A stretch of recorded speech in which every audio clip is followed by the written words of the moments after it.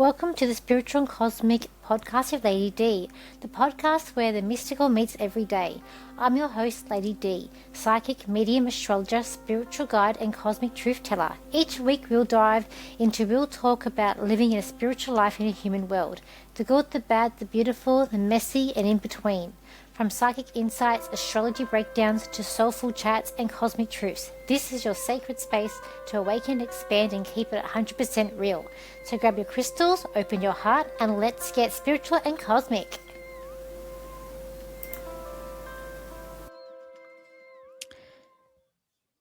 Welcome back to another episode of Spiritual and Cosmic with Lady D. I'm Lady D, psychic, medium, astrologer, and spiritual teacher. Today's episode is one that sparks a lot of debate within the spiritual community. Should psychics read for children?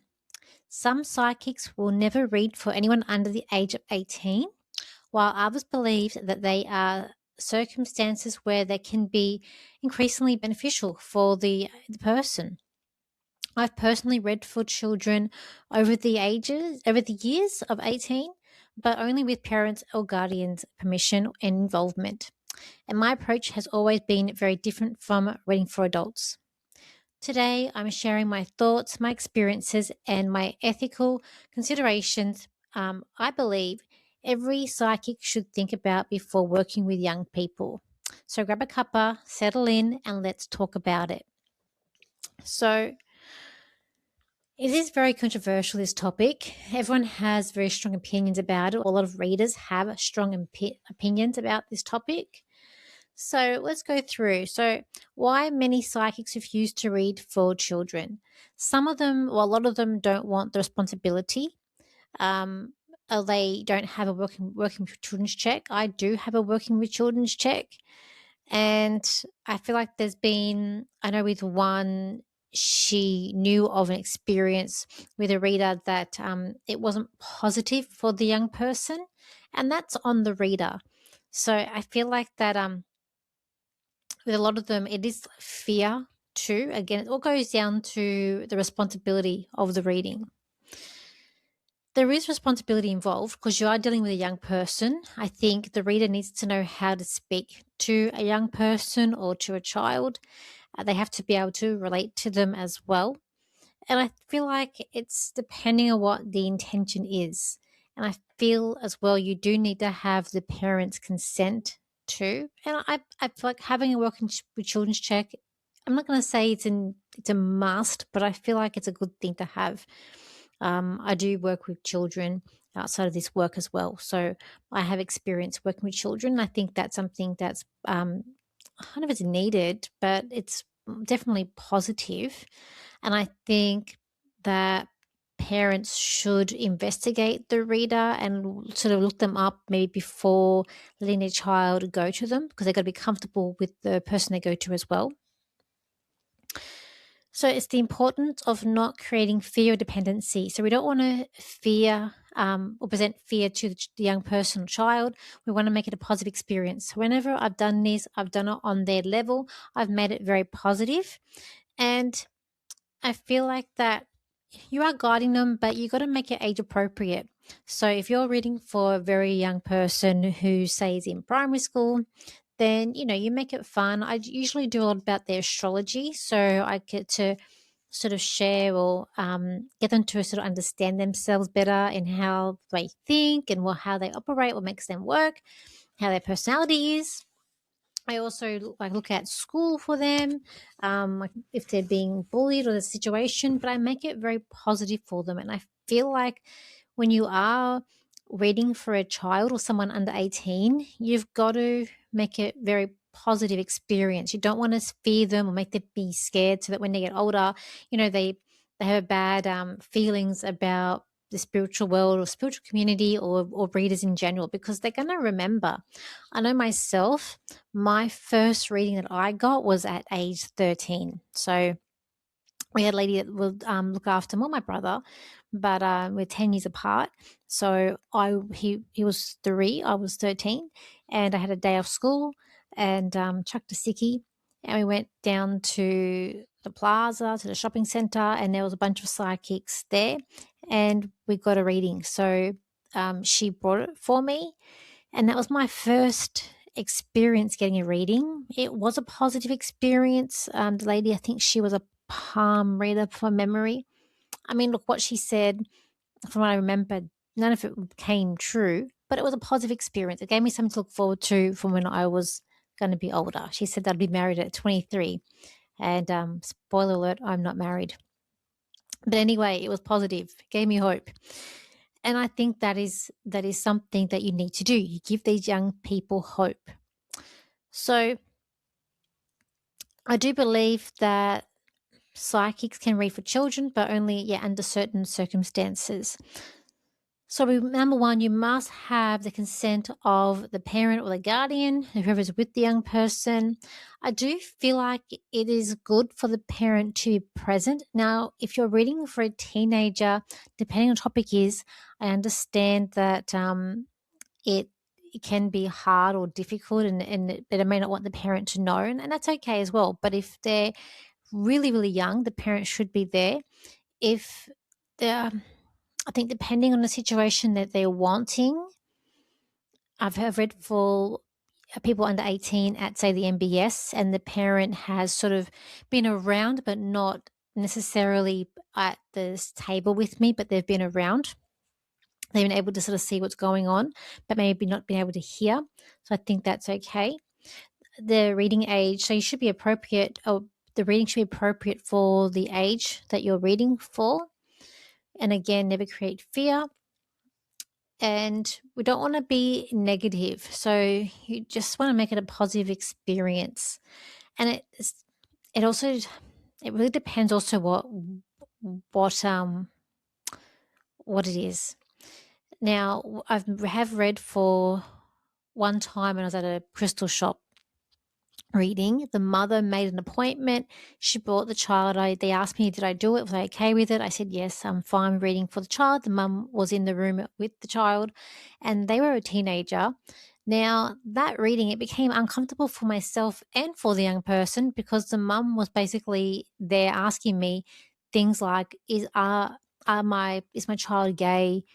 Has she been doing this or that? And that reading did get a bit uncomfortable. How I dealt with that situation is, because I could feel I was uncomfortable. The daughter was uncomfortable. I did look at the astrology. I made it positive, and I sort of had to say to the mum, look, I can only tell you what I see, what I see. And I sort of, from memory, I looked at more at the future, whether or not like she was going to have a family and positive things like that. And the mum was a bit pushy, but I still made the reading positive for the young person. And I didn't let the mum control the reading either. And I think that is very important too. I have heard of someone say that a reader did read for a child, and then they were talking about the HSC, and I think they told them that they weren't going to pass, or something negative in what they had said. And apparently the young person got really upset by it and was crying. I mean, look, if you're reading for a young person and you're getting that maybe they're not going to, do well at the HSC, you would, I don't know if I would say that. They're not going to do well. I'd maybe say they're doing okay, or I would say, or I'd look ahead. What can I see for the young person? Can I see them going to TAFE, or can I see them going to university? Can I see them doing what kind of work, or, about their job, if they are of that age where they are working? So I feel like you would try to make things as positive as much as possible, and giving them hope for their future. As I said, the lady that I first went to gave me hope. What she had said didn't happen, but it gave me hope at the time. Now, sometimes, and I have done this before, where a mum rang me up to ask if I did read for young people, and I said yes. She checked me out. She looked at me on my online, my YouTube and my social media. So what that reading was about that young person was sensing spirit. So they were seeing things.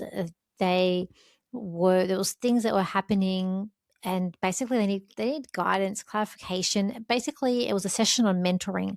I was mentoring the young person on how to deal with spirit, what was explaining the whole sort of connection when you're a medium or when you're a psychic, difference between it, and what was going on for that young person and what to do when it got too much. So it was a whole hour of me basically mentoring this young person so that they feel more comfortable and that they have the knowledge, they have the power to be able to, move on spirit or to know what's actually going on, um, as well. And it's, I feel like that needed to be done because if that young person couldn't get help, they needed help because of what they were seeing and sensing.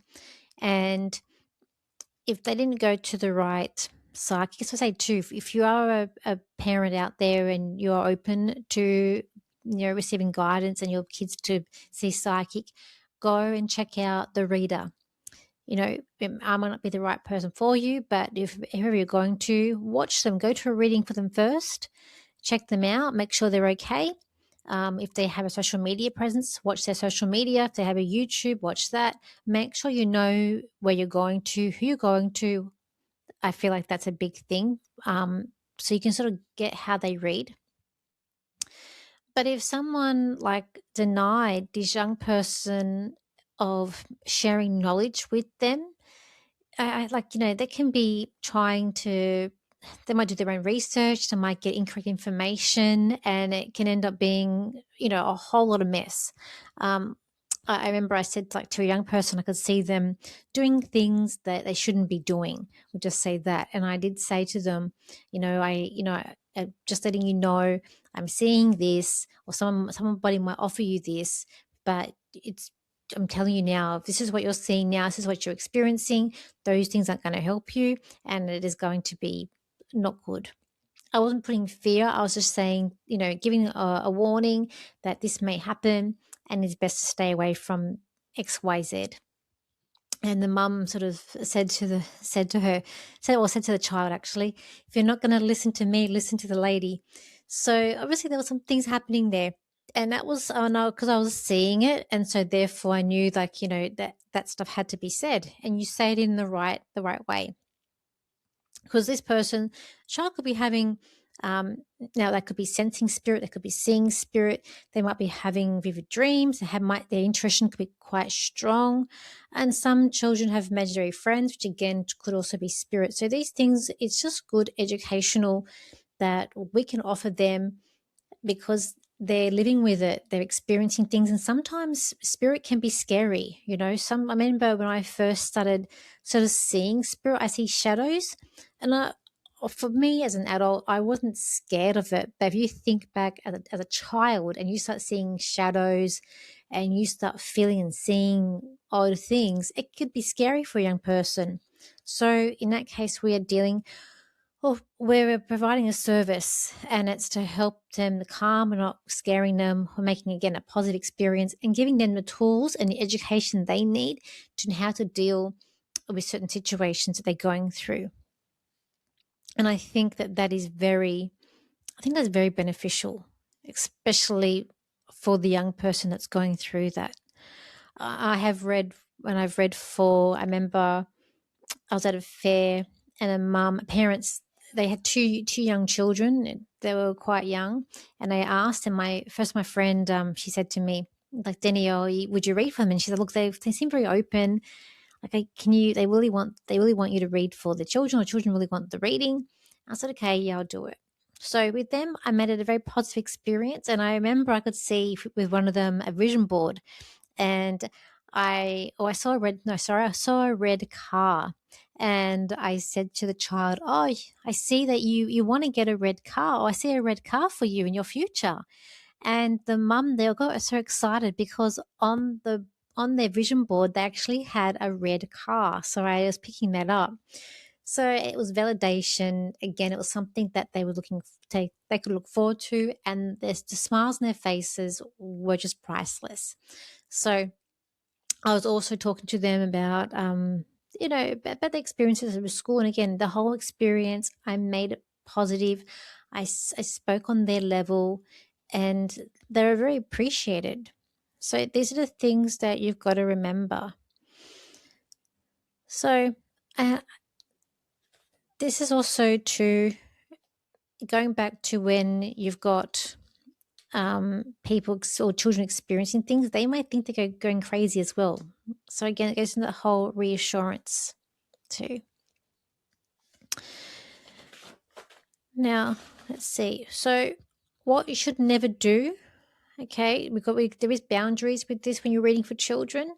So you don't want to predict death is something you don't want to do. Or if you see any of these things, like once, so you want to do like medical claims, you don't want to tell the child anything frightening. You want to explain yourself.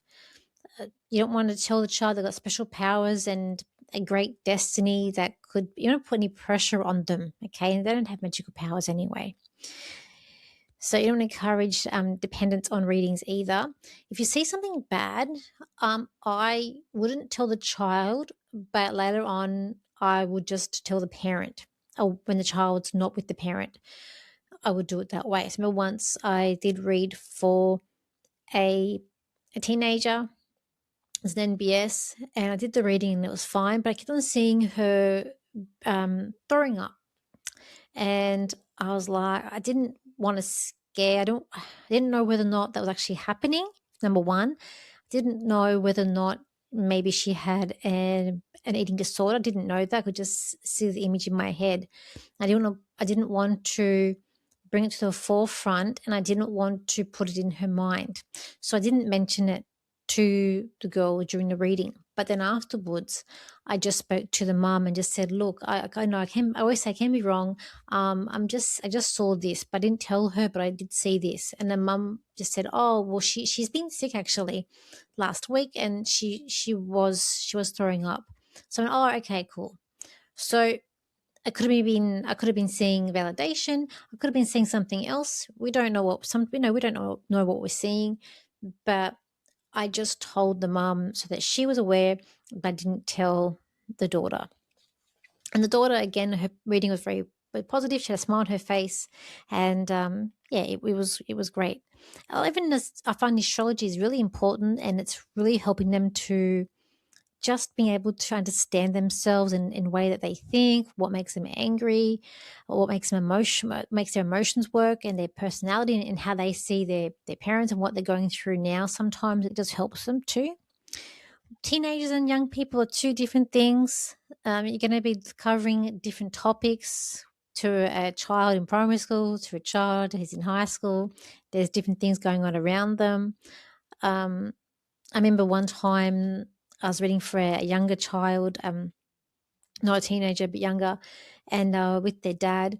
And again, it was a positive experience, and they're going through some family issues, but it again, I made the young girl smile. It was very positive. With teenagers, um, you are going to be covering things of seeking things about usually about schoolwork, could be exams or schools, friendships, maybe who they're picking, and that can go with younger children as well. If there's any friendship issues, you want to be building up their confidence. There could be a lot of things about career interests. They could be asking you, and also again spiritual development. It's going to be different topics you'll go and how you're going to talk to the young person is going to be different to a teenager than to someone who's younger. So, and again, I always make sure I ask for parents' consent. That's very important. Always ask for the parents' consent. I would never do it without the parents' consent. Okay. And I remember once when I was at that fair, I was in Canberra, and the lady who I was showing my stand with, she made me this look. She's like, "You read for children?" I went, "Yeah, I do." I said, look, don't, I'm doing that podcast on it, but I said at the time, I said, look, don't, because I know it's a taboo. A lot of, we're not regulated. There's no rules on what we can and can't do. Like there's no actual rules for psychics. There are these, I say pretend rules, or these rules that people put out there, and then they just say it, so people think they are, but there's actually no rules. We're not regulated. It's just people's opinions, and they just say it's a rule, but it's their opinions really. So, and I think if you're not comfortable reading for children, and if you're not able to relate to a child, or you're just not comfortable, then you have every right to say, no, I can't do this reading, or I'm not going to do it.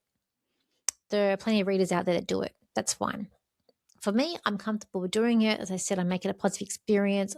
I love children. I can relate to them, but I do have my own boundaries, my own ethics behind it. And I think that's very important. So, I mean, even though psychic work as well, we have ethics around that. You have your own, I should say you have your own ethics. So one thing you got to ask yourself when you're doing these readings for young people, is this reading generally going to help a child? Okay. Because I always ask, what do you want to know? Sometimes if it's the parent, especially if it's a young child, you just like, what's it about? Anything to be covered?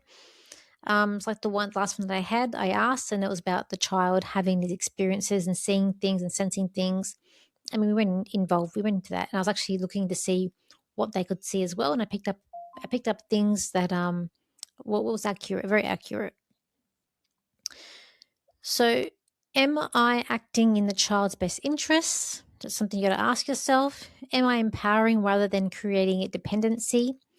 Would I be comfortable saying this if another professional were in the room? Okay. These are all things you got to ask yourself when you're doing these readings for young people. But I've done many over the years, and it's always been quite positive. When I've never had it where people are scared. And as I said, sometimes that one where the mum made it very uncomfortable, and I handled it very professionally, and I still made it a positive experience, as positive as I can with the mum, but I didn't let the mum run the reading. So let's look at our final thoughts here. So there isn't a universal answer with this. Everyone has, as I say, everybody has their opinions. It's not we don't have laws, we're not regulated, it's their opinions. Every psychic has different ethics and different boundaries as well. And they've got their own reasons too. That's the thing. For me, I believe that there is a place for working with children when it is done responsibly, ethically, and when the full knowledge and consent of their parent and guardian. That's one thing you must need. Sometimes the greatest gift we can give a young person isn't a prediction of their future. It is helping them understand themselves, trust their intuition, and know that they are supported. Sometimes, when you're reading, because when you read for a person, it's like you're their cheerleader. And when you get the information, you're getting it sort of, even like the astrology, it's how they see the world. So to have someone that can pick up things and they can relate to, I think that gives them a support, it makes them feel that they are supported, or as like a voice of whatever they are going through, and that you understand them as well. I think children or young people just want to be understood. If we can help them feel less frightened by their experiences and more confident in who they are, we've done something truly worthwhile. So that brings us to the end of this podcast. I hope you've enjoyed it. I hope you found it interesting. And let me know about your opinions on this topic, if you believe that, yes, it should be done or not should be done, and why. Maybe you've had bad experiences yourself. Maybe you had positive experience about this. Thank you so much for joining me for another episode of Spiritual and Cosmic with Lady D. I'd love to hear your thoughts on today's topic. Do you think psychics should read for children? Or do you think there should be limits? Let's continue the conversation respectively over the social media. If you enjoyed today's episode, don't forget to follow the podcast, leave a review, or share it with someone who might find it interesting. If you'd like to book a personal astrology, psychic, or mediumship reading with me, or learn more about the upcoming workshops, events, visit my website or follow me on my social media. Until next time, trust your intuition, stay curious, and keep looking to the stars. Bye for now, Lady D.